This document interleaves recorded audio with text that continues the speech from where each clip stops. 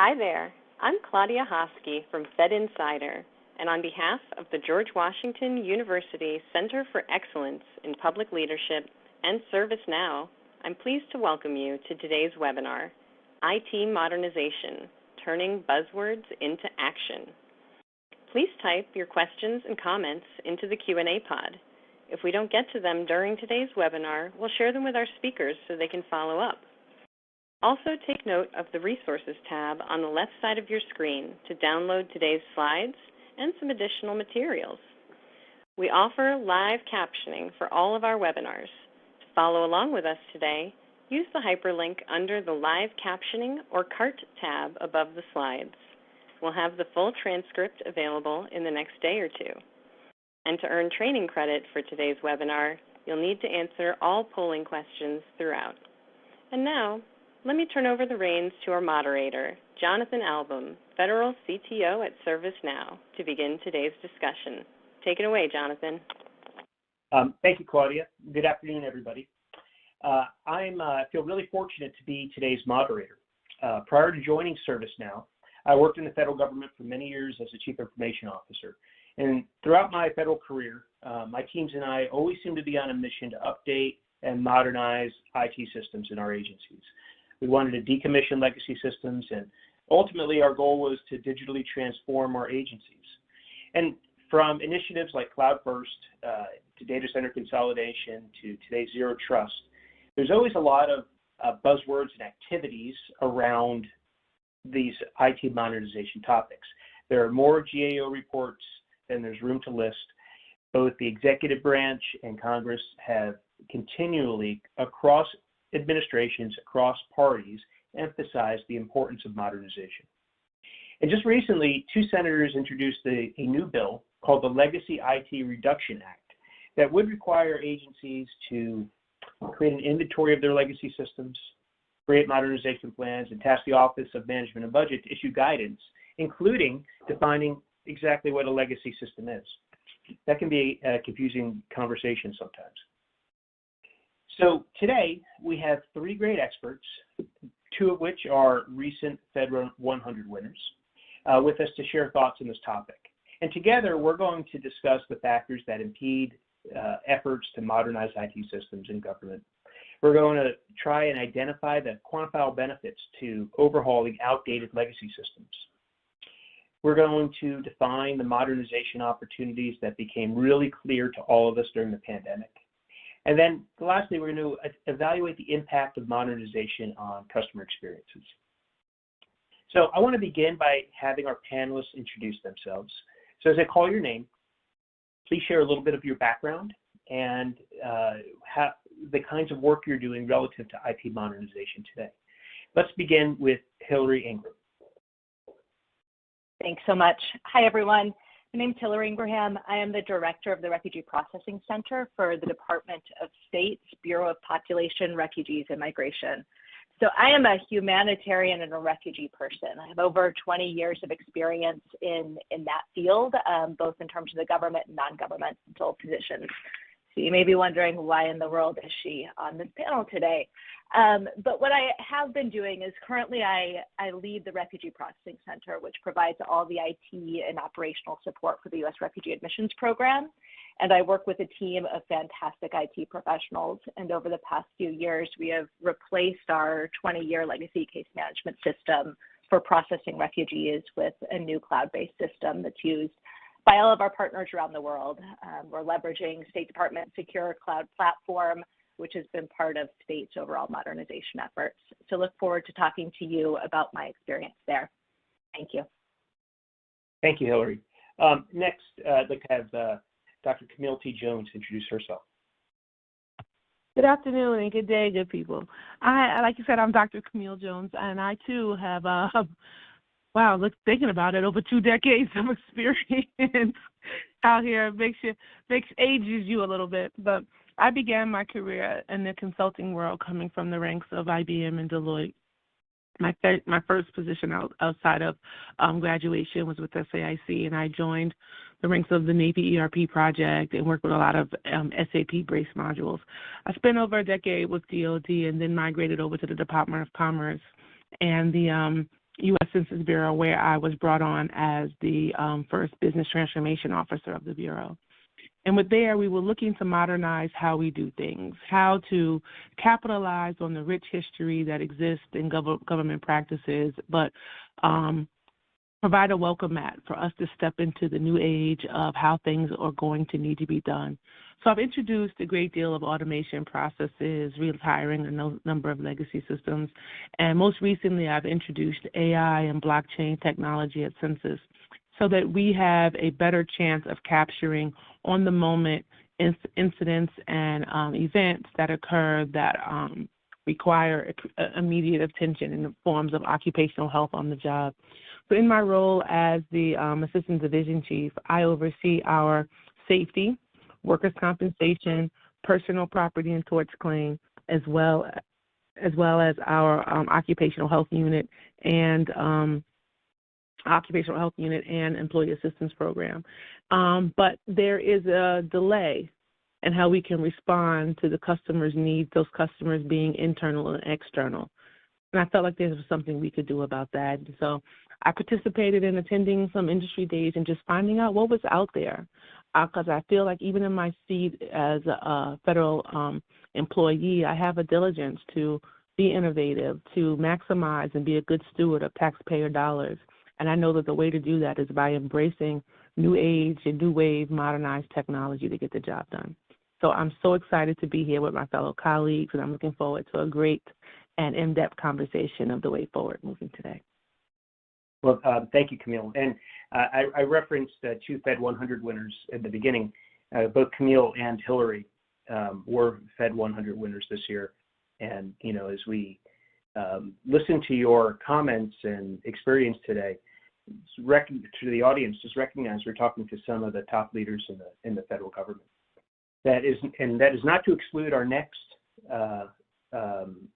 presenter, Ted Okada. Ted, please go ahead and introduce yourself. Hi, good afternoon, everyone. Ted Okada, the Chief Technology Officer here at FEMA. And yeah, congratulations to Hilary and Dr. Jones as well. Both, I think this last year, census regularly, but with the Refugee Processing Center, FEMA had, of course, as some of you may know, a lead role in actually coordinating a lot of the resettlement on a rapid basis for the refugees that were exiting out of Afghanistan. And so we've had the pleasure and the privilege of partnering with state this past year and with Census regularly as we start to look at how we measure community resiliency, how we look at vulnerabilities of populations that are underserved. And so we can target the kind of assistance more effectively at FEMA. The purpose of what we do is to help people before, during, and after disasters. Very simple. And with a very straightforward people-first strategy. And that is absolutely never a buzzword. We should always be people and citizen-centric in how we support our citizens and disaster survivors very often on their worst days. So anyway, privileged to be here. It's been an amazing decade as the first executive CTO, in many ways crafting an entire IT strategy to support those mission mandates from Congress and from the president. So back to you, sir, and good to be here. Well, thank you, Ted. I want to begin with you, if you don't mind. You mentioned the term buzzwords, and that's what we're here to talk about today, moving from buzzwords into action. And having myself served in the government for a long time, I heard a lot of them. We mentioned some in the beginning. They come from the companies that work with us. They come from the external IT environment. They come from all over. But, buzzwords or not, we know moving the government to digital technologies, emerging technologies, can save taxpayer dollars. We can do better at cybersecurity and the way citizens interact with the government. going to be improved. But it's very hard to modernize IT systems in the government. So Ted, let's kick things off with you today. And why do you think it's so hard? And what are the key factors you think that are impeding progress so often? Yeah, that's a great question. I think it's one of these things where the precision of terms is really important. And I think that gets to the heart of this the theme here. Because when we get off of the focus of outcomes, for example, and that's never about a buzzword, right? We fundamentally within FEMA ask, what is the outcome for a citizen or survivor? What is the outcome for our state and local tribal territorial partners? And what are the decisions we make to either move people or move money, resources to meet that need for that outcome? And then what are the factors we make to use to make that decision? You can make a decision from the seat of your pants, or you can actually be evidence-based. You can look at analytics, for example, or some product, something as simple as a set of courses of action, or a graph or a map. But regardless, a decision will be made. And the challenge at the federal level, and I think we sort of speak here within the National Capital Region at the federal level, but decisions are made all throughout the nation. I mean, we have decentralized government. We have the 9th and 10th Amendment. So states make a lot of decisions, right? We have a lot of entities. We have the private sector that make decisions that generate outcomes. And so ultimately, we can make decisions simply because of experience, or we can augment that with some form of analytics, therefore the kind of data that drives that particular product, and then ultimately the systems that support that data and that analytics. And you mentioned a couple of things that contest that, like cybersecurity and so forth, and those are really relevant. Those are in some ways an outlier that has now become the center. Maybe a decade and a half ago, you would not see the kind of threat that cybersecurity now poses to just normal functioning mechanisms of government as we've modernized, created efficiency and effectiveness through internet-based delivery mechanisms, web-based government solutions. But now that's being contested by nation-state actors that would do us ill. And so those things I can focus on generally, but it really comes down to focusing on those core outcomes. And I think you just wanted to interject. So back to you. Well, I was going to say those are excellent points around cybersecurity and how they impact the mission. And Hilary, I'm wondering if you could share a little of your perspective with the refugee systems that you're responsible for and work on. How does today's cybersecurity environment impact the way you've had to do your work? Great question. Thank you. Yeah, I mean, definitely one of the driving forces for us in terms of working so hard and prioritizing the modernization of our system was because of knowing the current cybersecurity risks and challenges. And we were on a custom-built platform, a legacy system that had been around about 20 years, and we knew that that was not the system that was going to provide both the value to our users around the world, as well as the system that provided the security that we needed with current risks and current challenges. And so part of our big driver as we moved to modernize and build a new system was ensuring it was on a modern platform and ensuring that we had cybersecurity controls built in from the beginning, really looking at the specific risks and concerns related to the platform that we operate. So, I think it's great that you're doing that from the beginning. And that, I think, a real change over the past, 5, 7, 8 years. When I served as a CIO in government, cybersecurity was viewed by the programs I worked with as an impediment often. And how can we avoid these controls? How can we make it simpler to use the system?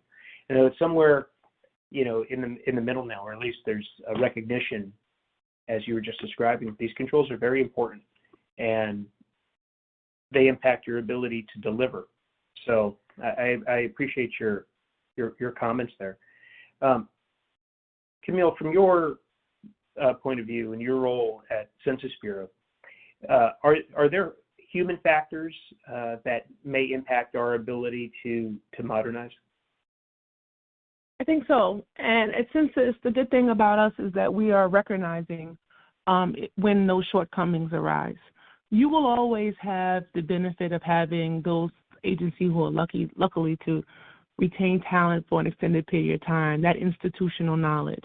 But sometimes we have to recognize when that institutional knowledge is stalling the adaptation of new modernized technology and a new way of doing things. And that human factor of almost like protecting of my turf or my legacy, this is what we've done, this is what we've built, this is what has been good to us throughout the years, sometimes stall the opportunity for advancement. And a lot of times that is crippled by fear. Fear of change, fear of the unknown, the fear of being willing to pivot with the times.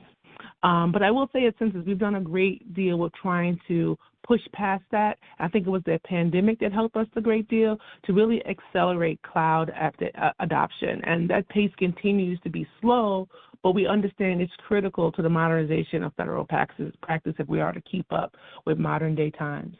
There is always going to be a group that has a mindset of this is the way we've always done it.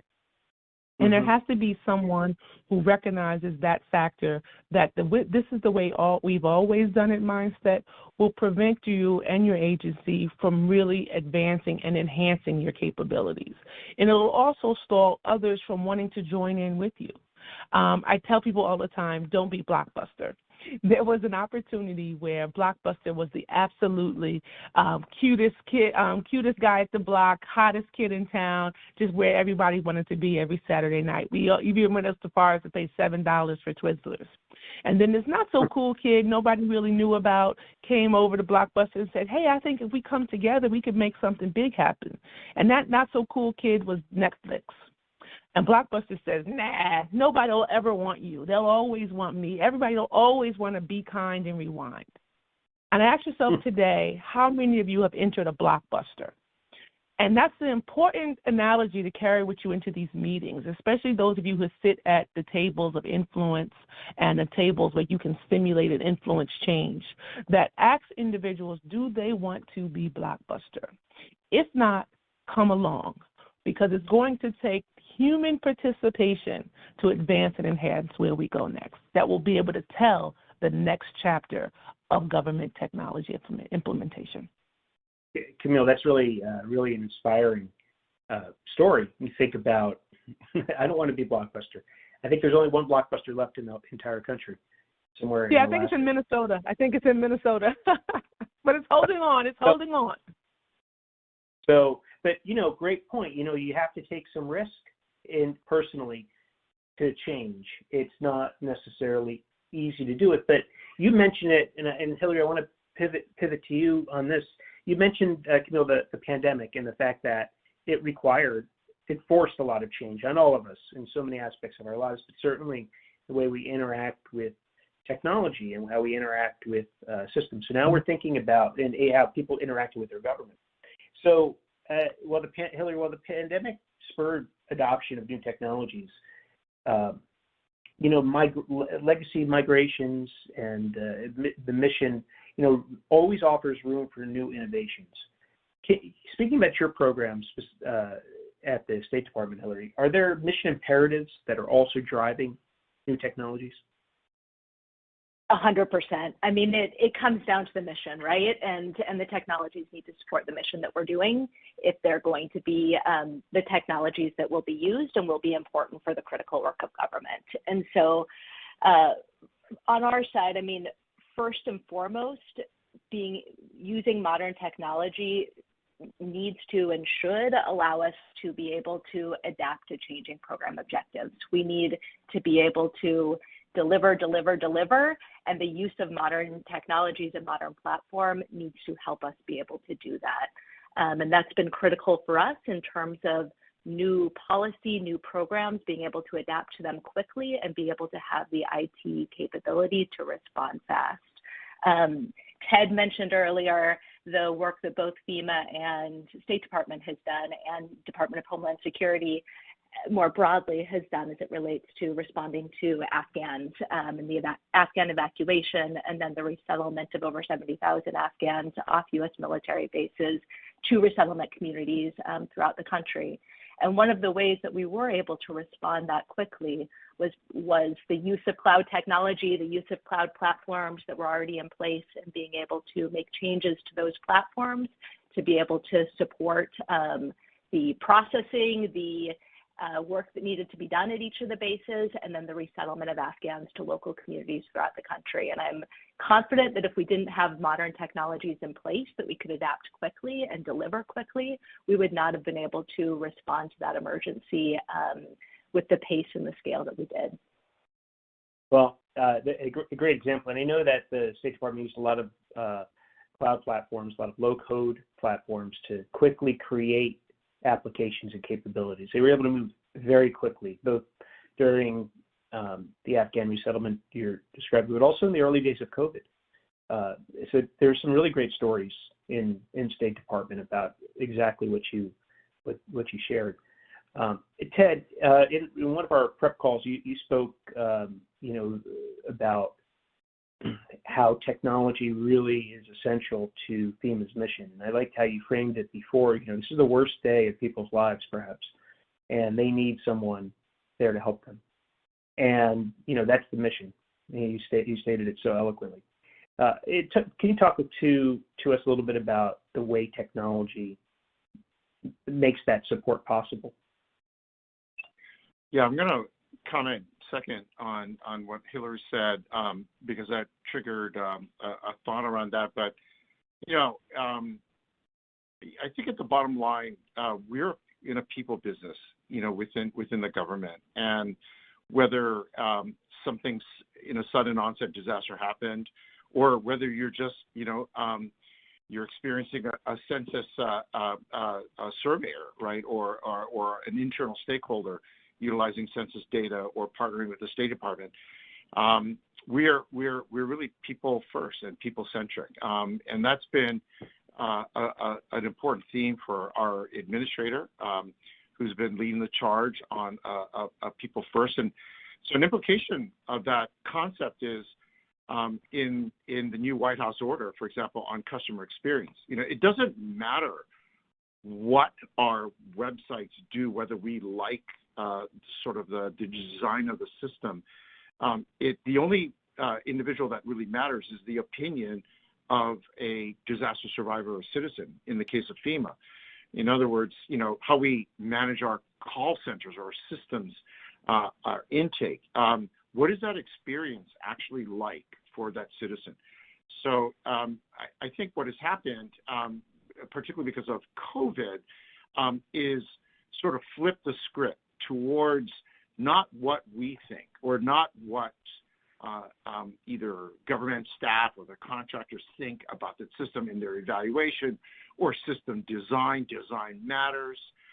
Certainly design needs to be secure, so this idea of secure by design, but we have to be careful, because while we have to ensure that we move, for example, security leftward in the process, at the end of the day, our opinions don't matter. What matters is what that citizen, that disaster survivor, thinks about as they interact with a particular system, or our state local partners interacting with a system, or disaster survivor calling into a call center.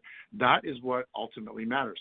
I think one of the things I will also add in the impact on technology is that precisely the partnership that we have with the State Department and with Homeland Security, with our immigration partners and processing partners within DHS, was the ability to rapidly federate and unite data for meaningful products. I remember during the time where it was really probably the most intense segment of, I think, 2020 and 2021 with regards to COVID. we were tasked by the White House to generate composite reports for the National Security Council. We had to federate data across just not only State Department, the diplomatic units of the federal government, but HHS and CDC and NIH for these reports. And the challenge was, a lot of these systems that were not modernized, we had to effectively extricate or extract, transform, load that data into a form that could easily be brought into a meaningful, understandable, and concise report up to the White House. And I will tell you that that was not easy, but to your point, I think, Jonathan, that COVID really helped force that because it made it a mission imperative. And the results were actually transformative and meaningful, and that data flow did go up to all the stakeholders that needed to see that. Back to you. Thank you. It is remarkable how much changed because of COVID, and one of the areas that I think has evolved tremendously, and you see it in the executive order that you described on customer experience, is the focus on thinking about the customer first. And we've had human-centered design and other things in the past, but I feel like there's been a real re-emphasis in that EO about thinking about programs that cut across agencies, just like you were describing, but from the individual's point of view, not the individual agency program requirements. The EO talks about life events, and if you experience poverty or if you experience a disaster, that's in there. There's many. If you're a veteran transitioning from service into veteran status, what are all of the agency programs and all of the agencies that you have to interact with and all of the systems. That really requires thinking about government from outside of government into government. We've always been thinking about government first and figure out how to make it accessible and available as an afterthought. So I really love your example, Ted, because it demonstrates that this change is really happening and happening in some significant ways. So I want to build on this theme about customer experience. You mentioned the executive order, the presence management agenda touches on this too. It's really about improving interactions with government and interagency collaboration, as you described. And Camille, I'm wondering if you could talk to us a little bit, from a human-centered design perspective, a human perspective, like you were describing before. How do you get people engaged? I think everybody loved your example with Blockbuster, and Netflix, Take a Risk. But how do you pull people in? More so than just telling them what's there. How do we engage them, really? So I think that you have to come from a place of extending invitations, not to be a part of something, but to welcome them to the conversation of innovation. Putting out a call of action almost that we're looking for transformative thought leaders who'd like to join us, and really extending that invitation to welcome your entire workforce to be stakeholders in the strategic plan and the mission forward. That's how you get buy-in, because people feel like they have a value component added because they've given input to what's next. They have some connection to the road ahead. And I think that from a human perspective, when I feel welcomed, I feel invited, I feel like there's a value in my offerings, I want to participate. I want to know more. I want to go that extra mile to learn perhaps something new, to embrace if there needs to be a pivot, to be a part of engagement activities, conversations, and just hosting roundtables where it's not really like a head giving direction to everyone, but it's truly a round table where there's the contribution of everyone allowed. And that also includes having a culture change at your agencies. At Census, we talked about buzzwords. The buzzword we're running with right now, we're on some big-time 10-year transformation initiatives going on. And in doing that, we realize there has to be a readiness for our workforce to come with us. So we're heavy with psychological safety in the workplace. I know individuals think, well, what's that? And it's really, the premise of it is truly having an environment where you don't fear offering a suggestion. where you don't feel closed, that if I say, hey, I have a question about this, or I think maybe we should try this, there's not this fear of how will I be received by my peers and my leadership. And I think once you can have a cultural shift of what innovation looks like and how it's accepted and what the invitation of it looks like to carry it out, that helps. I also think people are on to us. We love to introduce trends that last for the duration of an administration or the duration of whoever is in the seat at the time. And instead of introducing trends, we have to start introducing landmarks. Landmarks of changes that we can sort of pin our hat on. This is a milestone met. This is something we've championed. There was a charge that was called, and this was our answer to it. And I think if we can work from that collaborative spirit, we've got a shot, because we're going to need it. We're going to need to be able to modernize our entire way of thinking so that others want to join us. Ask yourself, do you work in an agency or in an environment where young talent would like to be? We're in the midst of this great resignation. We're losing those that can do it because we don't have them in an environment where it's exciting. It's cutting edge. It's something new. For me, Upset Census, when we introduced AI and blockchain, it wasn't something that was our norm. So there were individuals from all across the directorate who necessarily didn't work directly with my division or with my program area, but heard about what was going on through strategic communications and said, hey, I'd like to know a little bit more about that. That's the exact kind of enthusiasm you're looking for. Now, that could be from a tenured employee, or that could be from someone who just showed up fresh out of your Pathways intern program. We're looking to say, what can I do to really earn my way here? But that, your response as an agency will be key on how you modernize, whether or not folks join in and participate moving forward. I'm hoping that answered your question, because what I tell people all the time, you've got to be welcoming.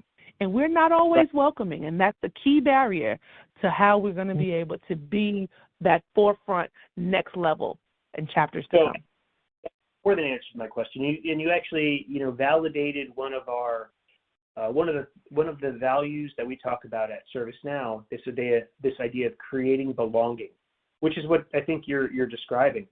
And I love that the fact that you're thinking about psychological safety. I work in environments, and I bet everybody on this call has, where that there might be a better way to do something, but if you raise your hand and you poke your head up, it might get chopped off, and that creates a lack of incentive, and fewer people participate, and you get an organization that's not necessarily diverse or inclusive, and you have the taxpayers feel the impact of that, in my experience. So I really appreciate it. Thank you. And it also starts from hiring. Like, you make your money when you buy. Think about the real estate industry. And that's also going to be the key when you hire. You make your money when you hire. So for all of you who sit in seats where you hire talent or you're on recruitment panels, hire someone who doesn't think like you. Diversify your peer group. If you're an engineer, meet an architect. If you're an architect, meet a statistician. If you're a statistician, say hello to somebody who works in robotics. If you're in robotics, say hello to somebody who's working as an economist. Diversify your workforce so that there's always a perspective of difference at the table. Thanks. I love it. And just I want to build on this recruiting concept a little bit, because you mentioned the Great Resignation, and Hilary, I'll ask you first, and then Ted. Are you having a hard time recruiting people into your organization, people with the current IT skill sets, people who are earlier in their career? What's your experience been like? I won't brag, but we actually have one of the best teams I could ever imagine.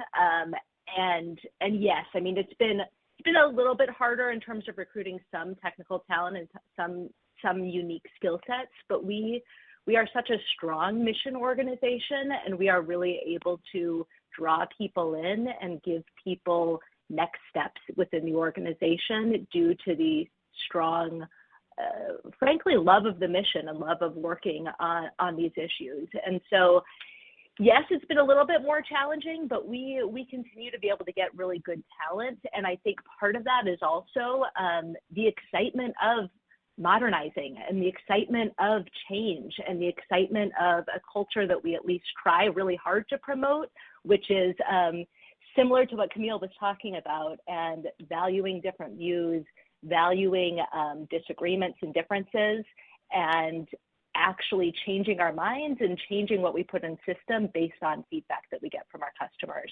One key really best practice for us over our modernization effort was that we developed a change network that was our global change network, all of our partners throughout the world who had system solution champions at each of their NGOs. And our change network became our eyes and ears on the ground throughout the world. And through them, we got such good feedback about customer experience, about what our partners needed to be able to use the system to process refugees.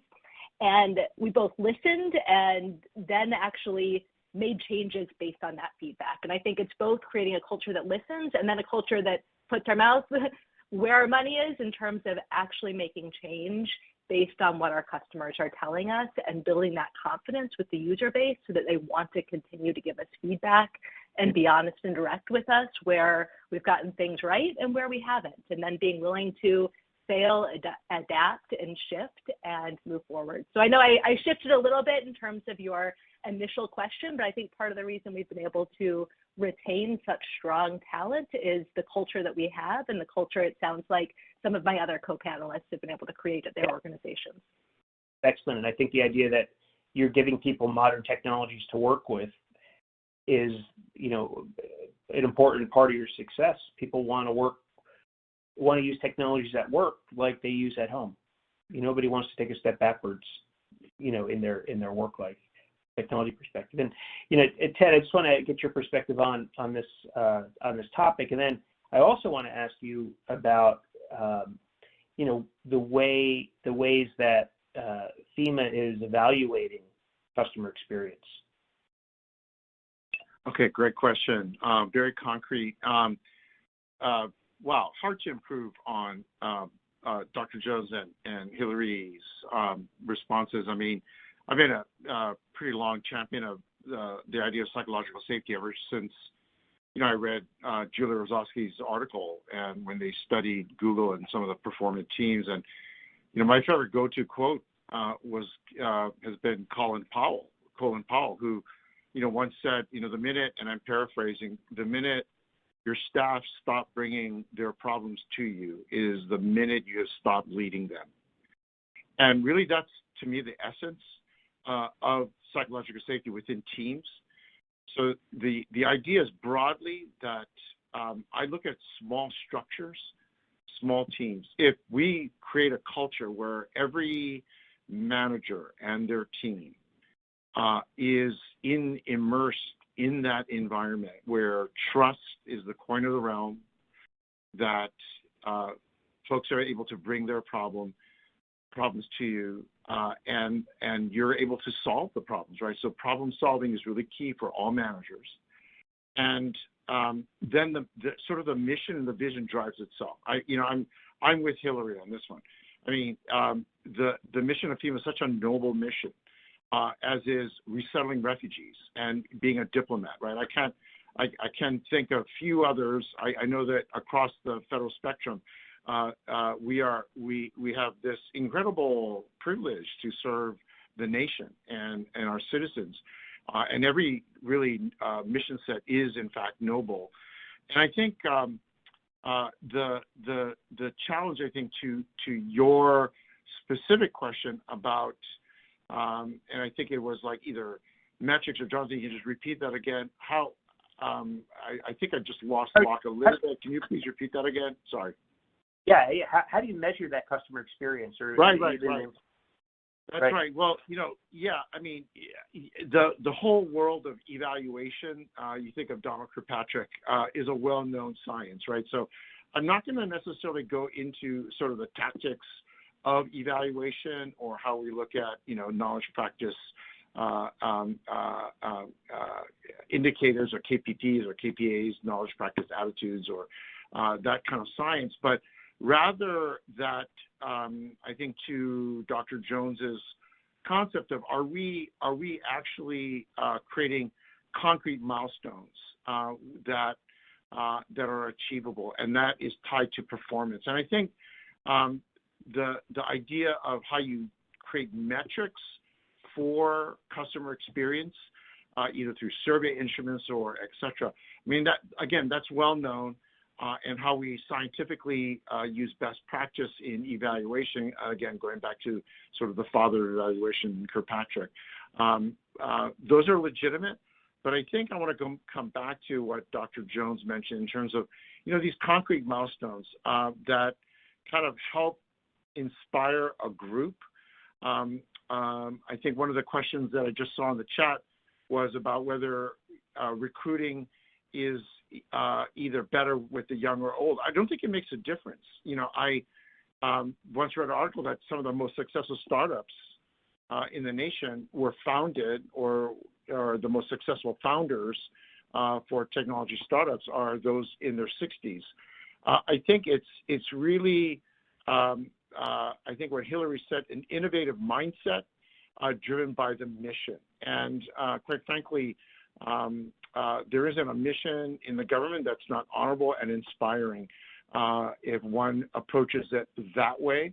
And the rest is really how we manage performance, how we manage performance outcomes, and ultimately what are the key milestones that drive those, what are the actions you took to solve that problem, and what was the result? And I think we're on safe ground if we stand on that. Hope that answers your question. I kind of think I shifted a little bit, but hopefully I addressed that. Yeah. I just want to build on this, the culture conversation that we've been having. IT modernization change in general requires the right culture. You've talked at length about inclusiveness and creating safe environments, as you described too. But for our audience out there, I'd like, and this is for all of you, what if you joined a new organization and you sensed the culture needed to change in order to modernize or in order to do big things, what's the first thing that you would do? Where would you start? I'll just begin with you because you've been so eloquent on this topic already. I think a lot of times we think that change has to come from the top, from leadership. When I tell anybody, that's the most fluid chain that's in an agency or an organization. And so it's really that grassroots line staff cultural shift that really are the greatest influencers of your organization. For example, since as we go through, we've had a shift in our directors and different things as, new administrations comes in, we all get new secretaries and different things. And I try to encourage the staff that it's important to introduce ourselves to them, so that they can earmark where we are. Yes, they're going to have guidance. Yes, they're going to have leadership trends. But there is also going to be this influence we have on how they lead us. And that leadership has to stop being looked at who is the SES, who is the director, who is that 15, because there is an influence from our GS5s, our GS7s, our GS9s, and those mighty 11 through 13s. And so we have to empower the core of the organization, see where your biggest advocacy group is, and that's really where your untapped talent is that is available to really explode on the scene and to propel an agency to those next levels. And I think a lot of times we are remiss because we feel like title and pay grade represents the equivalent to leadership. But leadership is a shared responsibility throughout an organization. We all have a responsibility of our stewardship as federal employees. We all have a responsibility to those things that are documented in our performance ratings. But then there's that and/or duties as prescribed and needed. That is that filler that really captivates that you have a responsibility as well to lead, to influence, to be the change you hope to see. And I think those are the conversations that are really elevating cultures at agency. So I wanted to go back and challenge Hilary and let her know that, oh, no, I work with the best team around right now at the U.S. Census Bureau. You may have a good one, but I've got a supporting cast that I would throw up against anybody out here at the U.S. Census Bureau.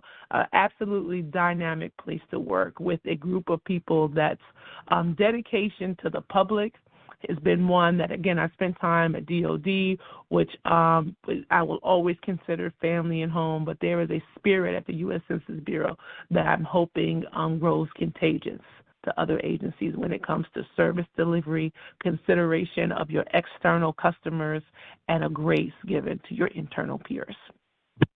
Well, I got to ask Hilary how she wants to respond to this throwdown. That I know Hilary has a great team, but I think we're allowed to have 3 of the best teams in government, which sounds like it's FEMA, state, and census. So I love it, actually. You don't tend to hear so much excitement from government employees. That is not the stereotype, and clearly we all really love our jobs and have great teams, which is absolutely fantastic. And I agree. It's coming through in this conversation, I think, to our audience very clearly. But Hilary, if you had to begin a culture change, you want to improve, continue to improve the culture. Where do you start? We've touched on some of it. I mean, I think first I'll go back to what Camille said previously, which is creating a culture where people can speak up and speak their views, and you listen and you hear and you actually show evidence of that through change. And it's easier. I know there's a bit of buzzwords there. It's easier to say than do sometimes, but I think it is a culture that you can create in an organization as you actually give people actually show that when people do speak up, they're valued and they are appreciated and they are welcome to continue to show their value and show their differences. For me, also something that doesn't get as much attention when we have this conversation, but for me, it's also starting to address things like org structure, business processes, governance, like creating a place where people understand roles and responsibilities, and it's clear throughout the organization so that people know who to go to, know how to successfully work in organizations so that they can get things done. They're not spinning their wheels and they don't get deflated by coming up against roadblocks over and over. Sometimes I see that inefficiency in places where people really just don't know how to get to success. And part of that is because you don't have good or new business processes in place for people to be able to get there. And so trying to deal with some of those more basic challenges that can stymie us, but I think can play a large role in terms of creating a place where people want to work and a place where people see positive evidence that the work that they're doing is actually leading to measurable change. Well, good observation. I think technology can have a lot to do with making it simpler for people to do their jobs. Too often we have lots of siloed systems that are disconnected, and I need to use all of them to do my job, or maybe I need to use all of them as an employee when it's time to do some HR functions. And in the role that I'm in at ServiceNow, I get to see a lot of agencies and how they use various technology tools. And you're on the right track for sure, Hilary, because the ones that seem to do it best are figuring out how to collect those systems under a platform and using that platform to simplify the experiences of employees or customers as they interact. So I think that's a great point that you just made. And Ted, I want to conclude this part of the conversation with you, recognizing that culture extends beyond the federal employees in your organization to oftentimes the industry partners that we work with. I haven't worked in any IT organizations that really didn't have some kind of blended team element, and the whole team is always much bigger, and that creating a team culture can be challenging at times too. Just curious your perspective on that. Yeah, that's a great question because this is just not a buzzword. It's often just really executing against the priorities, and I think we're sort of getting really concrete from I think higher order concepts like culture, which are so important, really foundational and people first, to the kind of culture that gets the staff that often aren't always immediately recognized. You think about your finance guys, your analysts, your CFO staff, your contract procurement staff. Very often when you don't see or you see an inability to address a technical debt, and that's hopefully not a buzzword because I don't see many people always talking about it, but that's fine if you want to label it as a buzzword. But that process debt often occurs when the basics of acquisition are not well executed. And so I'm going to just maybe answer that through addressing or highlighting some of the folks that don't always get the Fed 100s, if you will. They often labor, often unrecognized, but they're so critical. HR, for example, and I know that Dr. Jones is definitely representing some of the HR equities, but hiring, time to hire, smoothing the onboarding process, and just some of these mechanics, I think, that ultimately allow for industry partners, those who are contractors, to be able to really execute against the requirements that are coming, making sure those requirements are clearly articulated, that the broader governance structures, we've got a fairly mature IT governance board here at FEMA. We've got technology communities of practice that are cross-cutting, that we're constantly documenting processes in policy, communicating them regularly across the agency, and then educating ultimately on what a buzzword is now, but turning that into an individual development plan to learn. And I think, as Dr. Jones mentioned, at the lower grades, quote unquote, they're not lower. They're just, we're all part of the same team. Our 11s, our 12s, our 13s, right? So I think just to try to bring that back to just the fundamentals, and I think extending the appreciation of that there is no least person on your team, and doing our level best, going back to the culture of psychological safety and a strong culture that just rewards the team or teams as a whole, that there is no there's no job that is should not be unrecognized. And so you mentioned industry partners. It really is going back to the government to be able to allow for our industry partners to both perform as within acquisition, and also as a source of really good ideas. I think one of the things I'll just leave you with is, because of COVID and sort of virtual technologies, we've been able to, one sort of cool thing we've done in the last year is sort of drive the idea of a virtual reverse industry day that takes into account industry partners, all throughout the nation, whether they're, in Austin or the South Bay and Silicon Valley, or up in Seattle or Oregon, or Boston or Atlanta, or Miami. There's just a large amount of talent out there, and I think some of the innovations we've all had within virtual technologies have allowed us to open the aperture for input and insight. So, great. Yeah, no, excellent. The new world of work is going to create these opportunities, not just by using virtual technology, by having teams that are more representative, because you can hire people from lots of geographies. You can interact with people in different ways. So we have the tools in place, I think, to move beyond buzzwords, to turn the buzzwords into results. And I'm gonna. Sorry. I'm sorry. No, it was Camille. I love to hear you say that, but I want to lend this to every voice within earshot. Someone's got to be brave.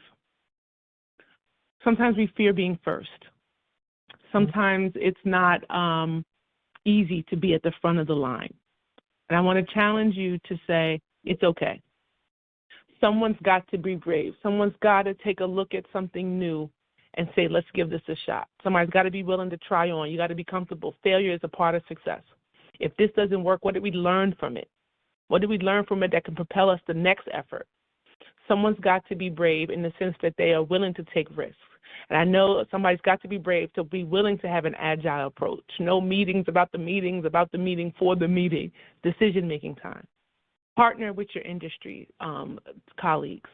Don't be afraid to have new voices at the table. Modernization will happen from those who are looking from a lens not similar to ours, which means it will come from the outside. But we have to be welcoming of it when it comes in. And that is, hosting industry days, capitalizing on market research opportunities to see what's out there. Make friends across the aisle. Talk to your other colleagues. If I'm at Census, I'm going to reach out to someone at Justice, see what's going on over at FEMA, see what's happening over at FAA.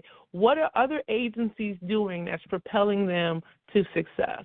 And don't be afraid to ask questions, make friends, make room for other people at the table so that you can host these conversations, and make it contagious. Invite your staff, like, hey, you guys graduated, you're still part of your alumni groups, what's the latest and greatest? Anybody in any of those PMBOK groups and things like that, what's the latest and greatest going on with project management kind of trends and things like that? What are our contract leaders doing? What's happening at the big four companies? What are some of these small 8A companies that are coming around that are just doing dynamic things? What's our read on partnering with MCs to see what if they can offer? But someone's got to be brave. Someone's got to be first and be okay with that someone being you. Well, excellent final thought. Hilary, any final thoughts from you? Camille summed it up great. I would just add, be brave. It can be you, and then set ambitious targets and drive your team to completion. I think we've had a history in government of running and chasing the latest fire, of not prioritizing and not bringing things to completion. Challenge your team to set those ambitious targets and drive until you complete it, and really to prioritize the modernization of your network so that and of your systems so that you can be able to use those as new crises come up and be able to respond more quickly as crises come up. Very good. Ted, you get the last word here. Hard to beat that. It's all about execution. So let's roll up our sleeves and serve our nation. Thanks. Well, that's great. So I'm taking a few things from this conversation today. Be brave, be able to prioritize, and then have the team in place to execute. And this idea of moving beyond buzzwords requires all three of those things. It requires the people, and it requires the culture that makes it safe to move forward, just like you were all describing. I could not have said it better myself. I really appreciate all of these ideas. We're going to be talking about IT modernization always, it seems like.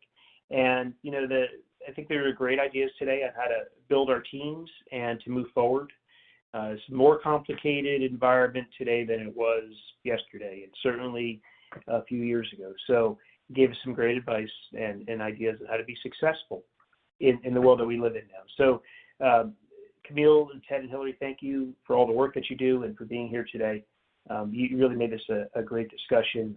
I enjoyed it and learned a lot, and I'm sure our audience did as well. Everybody in the audience, on behalf of ServiceNow, thank you for attending. I want to turn things back over to Claudia from Fed Insider at this time. Thanks so much, Jonathan, and thank you again to our panel today for this fantastic conversation. And for our audience, thank you for your participation. Training certificates will be emailed after the webinar ends, And remember to log back in the next day or two to download a copy of today's captioning transcript. We have many webinars in the works, so be sure to visit fedinsider.com to see what's coming up and to register for multiple events at the same time. And while you're there, you can check out our podcast, Feds at the Edge. And with that, this is Fed Insider signing off.